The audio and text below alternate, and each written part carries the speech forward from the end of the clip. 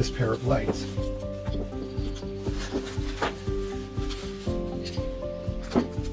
I want to mount them high up on the rear of the bus, aimed down, for help in parking at nighttime, particularly in off-road conditions when there aren't any streetlights. I also have a pair of backup cameras, of which this is one, that I'd previously mounted temporarily using suction cups to the rear window of the bus, but of course that's not a permanent solution. I'd like to mount these alongside the lights. All these items come with mounting hardware which would allow me, if I wanted to just drill holes in the body up high in the rear of the bus and bolt them directly to the bus. But there are additional things I might want to mount near them, so I've decided to use this 1/8" by 4" wide steel to make and mount up there a bar to which I can affix a number of things. Strips of metal bought from consumer outlets like Canadian Tire or Home Depot are pretty clean, but to save on expense, I often shop at a metal supermarket, and the metal there comes pickled, covered with a light coat of oil to inhibit rusting, but which, as a consequence, messes up your car and turns your hands black. When welding, you want the metal to be as clean as possible, and I've been using an engine degreaser, followed by polishing it up with this wheel.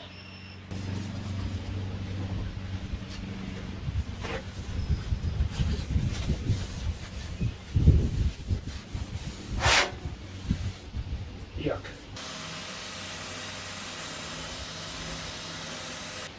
Here's a before and after look at what you can accomplish with some basic cleaning. These pieces are now clean enough to move on to cutting, drilling, and welding. The surface prep I've just done is exactly what you'd need to do to ready these pieces of metal for painting, so it's all in a good cause. I need to cut 4 pieces, each 4 inches long. That length is actually fairly arbitrary. What's most important is that they all be the same length, and this stop will help with that.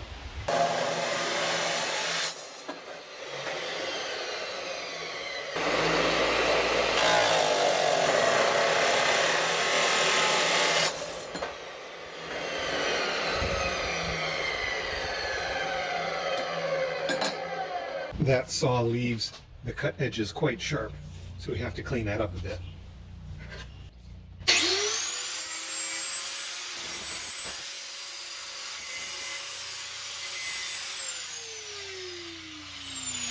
These 2 plates are going to rest against the body of the bus. My goal is to drill a 3/8" hole in the 4 corners of both of them. Frankly, I don't think this bit is anywhere near sharp enough to do that in one go, so I'm going to start with a smaller bit. And with these blocks in place, hopefully I'll achieve some symmetry.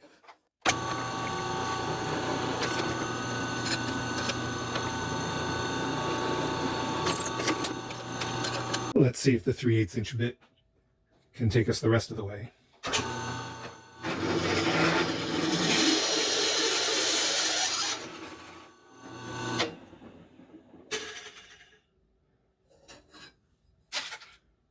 It appears so. So have I achieved symmetry? Are these 2 interchangeable? Only close. Fortunately, in this project, they don't have to be. These welder's magnets are great for holding 2 workpieces at a 90-degree angle.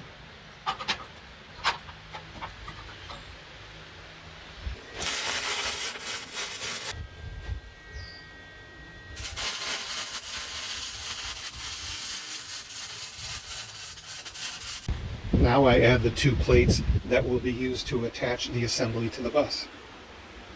Aesthetically speaking, this is the kind of welding job that I'm grateful will be viewed from 10 feet away at the closest, but it'll do the job. There are sound reasons for making this span as long as it is, but as a consequence, there's some flex in the middle, more than I like. I thought about going from 1/8" thick steel to 1/4", but that just seemed excessive. It would literally double the weight of the whole assembly. I think what might make sense, though, is to use some of the extra that I have to make a 3rd support in the middle.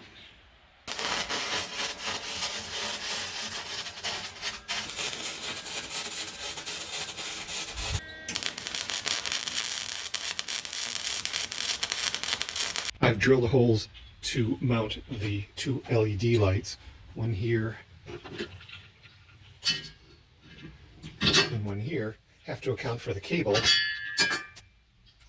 I figure about there to feed the cable through. And of course you don't want chafing of the wires that goes through metal, so I'm going to be drilling a hole of a size to accommodate a grommet like this.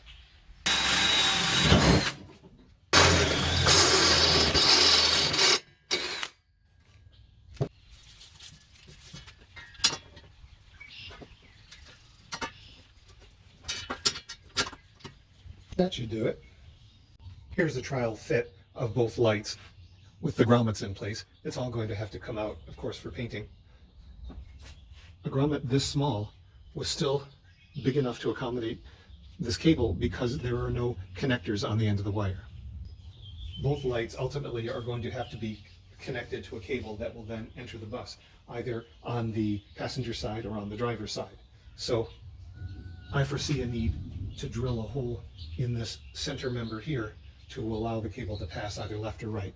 But the hole and the grommet that goes in this center piece are going to have to be big enough to accommodate cables with these connectors, so I'm bumping it up a size or two. I've drilled the center hole and put in the larger grommet. I guess the issue is not just will one connector pass through, but having passed one through, can a second one also fit? And the answer is yes, so we're good. The product description on the Amazon website says that these cameras have a super wide 150-degree angle of view.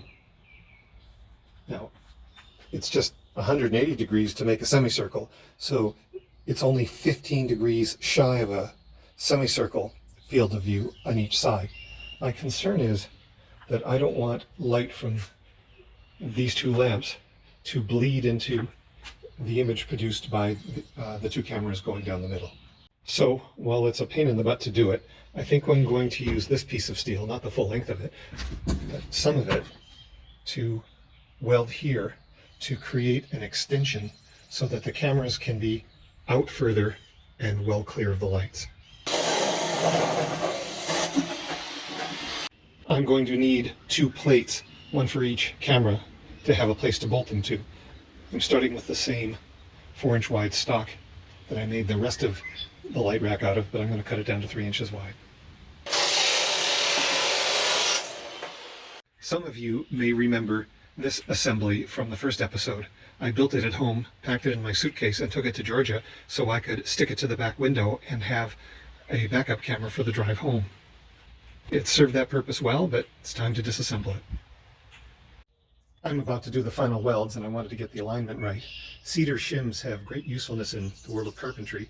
I'm about to find out if there's any role for them in welding. So stand well back.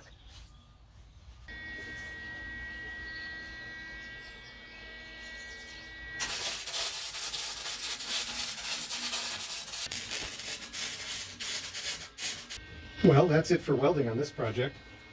Next comes cleanup and painting. It's the next morning. I got the first coat of glossy black paint on last night. I'm pretty happy with it.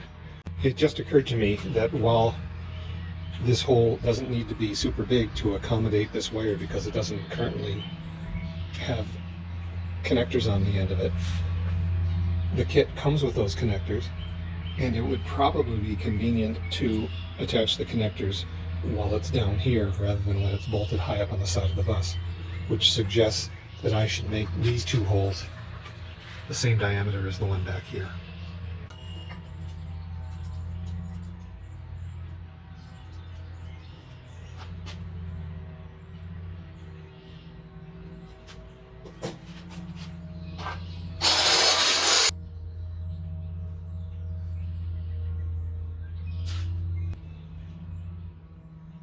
Yep, that does it.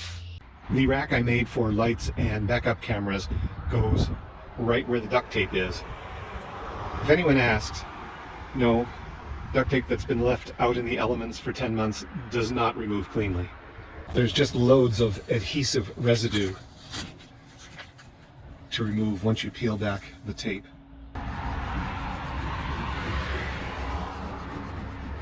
It can't hurt to do a test of these lights before I mount them.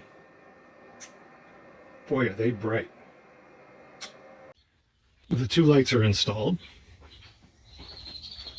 They came with lock washers, but I'm using some Loctite just to be sure. And I don't know if this bolt and nut and washers are stainless, so I think I'm going to touch them up with black paint. And the two backup cameras are installed. One aimed pretty well straight down to help in backing up in tight spaces, and the other aimed pretty well straight back to make it easier to see behind me in traffic.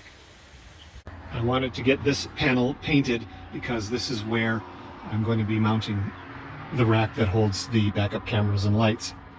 I was warned against painting in the direct sun in the heat of the day, so I waited till after 5 when the sun was low and a cool breeze was blowing, but this still resulted.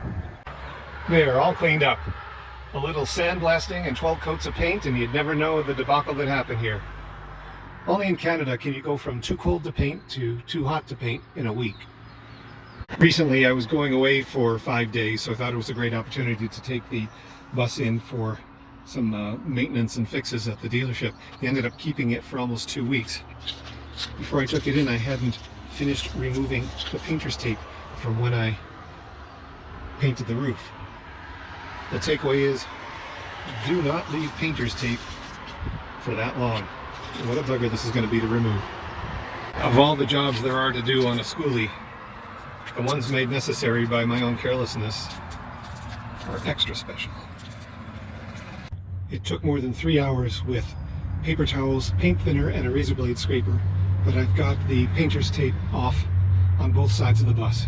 Feels good.